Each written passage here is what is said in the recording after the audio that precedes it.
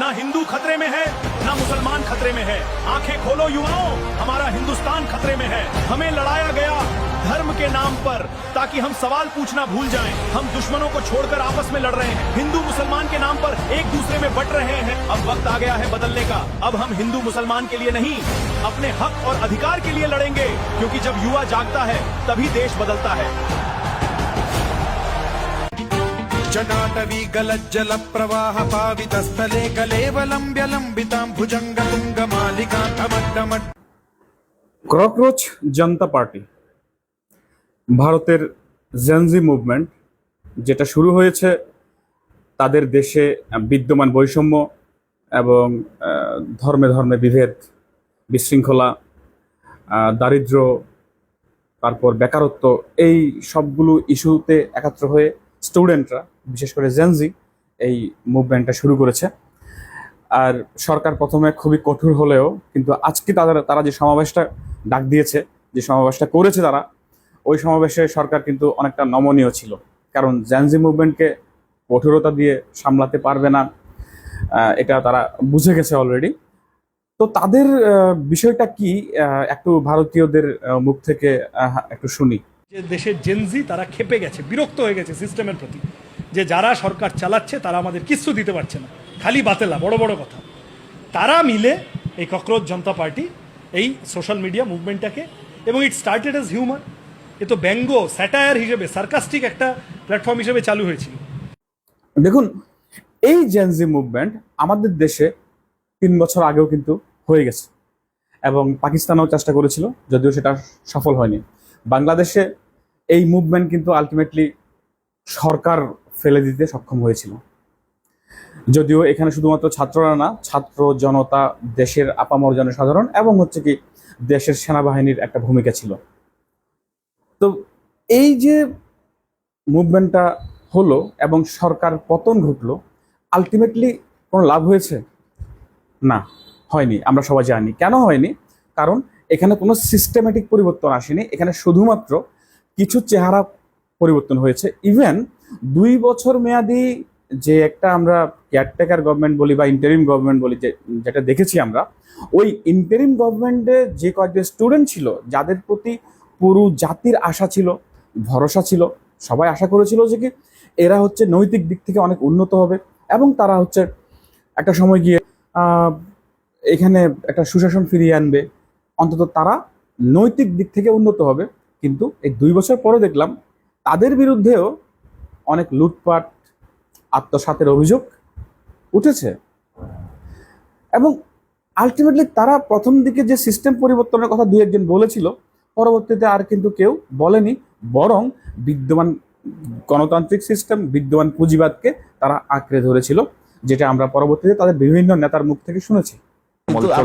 আপনি কি পছন্দ করেন, ডেমোক্রেটিক সিস্টেম না খেলাফত? আমি অবশ্যই গণতন্ত্রকে শ্রদ্ধা করি, বুকে ধারণ করি, এবং আমি মনে করি যে গণতন্ত্রই হলো বাংলাদেশের ভবিষ্যৎ। গণতন্ত্র ছাড়া যদি বাংলাদেশের এখানে অন্য কোনো কিছু হয়, তাহলে সাউথ এশিয়াতে বাংলাদেশের ডিস্টেবিলিটি হবে, এবং বাংলাদেশের সবাইকে নিয়ে যে স্টেটটা বর্তমানে আছে, এই স্টেটটা একটা সংকটের মুহূর্তে পড়বে। তারপর নির্বাচন হলো, এবং নির্বাচনের পরে যে সরকারটা এলো তার প্রতিও কিন্তু মানুষজন খুবই ক্ষুব্ধ। কারণ ক্রমবর্ধমান বেকারত্ব, অভাব, দ্রব্যমূল্যের ঊর্ধ্বগতি, বিদ্যুতের বিল বৃদ্ধি, এগুলো তো আছেই। পাশাপাশি কি যে দেশ বিক্রির চুক্তি ইন্টারিম গভর্নমেন্ট করেছিল, ইউনুস করেছিল, সেই চুক্তিটা কিন্তু এই সরকার বহাল রেখেছে, এবং আকসা জিসু মেয়ার মতো একটা গোলামির চুক্তি এবং আমাদের জন্য খুবই ভয়ঙ্কর কিছু চুক্তি সামনে হওয়ার মতো একটা সম্ভাবনাও কিন্তু এই সরকার তৈরি করে ফেলেছে। যার ফলে মানুষজন আবারও হতাশ, এবং বিগত 55 বছর ধরে মানুষ এভাবেই 1বার 2বার 3বার 4বার বারবার হতাশ হয়ে আসছে। এবং অবশেষে এই উম্মা এবং এই উম্মার তরুণ দল সবাই কিন্তু বুঝতে শিখেছে, এখন নতুন করে তারা সবাই বুঝে ফেলেছে যে এই সিস্টেম আর কোনো পরিবর্তন আনবে না। এখন এই উম্মার সবার মুখ থেকে কিন্তু বের হয়ে আসছে পরিবর্তনের কথা। আর সেই পরিবর্তনটা কি দেখি আমরা। দেখবেন রেপের সংখ্যা, রেপ না, যে কোনো টাইপের ক্রাইম, ওরা সব স্ট্যাটিস্টিক্স অনেক কমে যাবে। আমরা আমাদের ইসলামিক জাস্টিস ব্যবস্থাটাই চাই।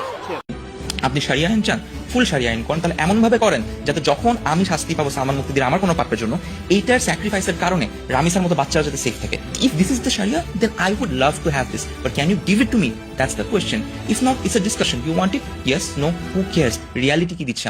সেই পরিবর্তনটা হচ্ছে খিলাফতের রাশিদা।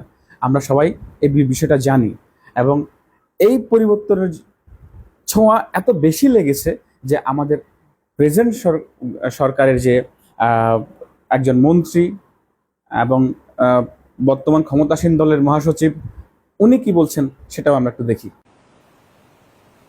একটা শক্তির উত্থান হচ্ছে, যে শক্তি কিন্তু গণতন্ত্রে বিশ্বাস করে না, যে শক্তি মানুষের অধিকারকে তার স্বাভাবিক নিয়মে গণতান্ত্রিক উপায়ে রক্ষা করতে বিশ্বাস করে না।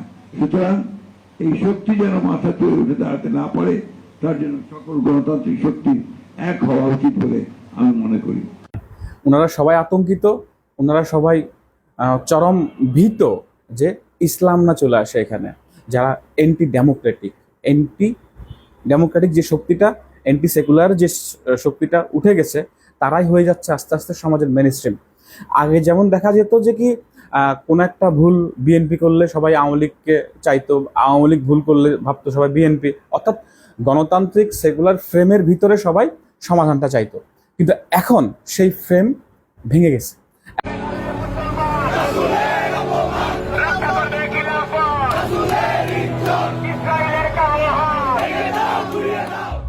أبدا لن نحيد، أبدا لن نحيد، أبدا لن نحيد عن خطى الإيمان.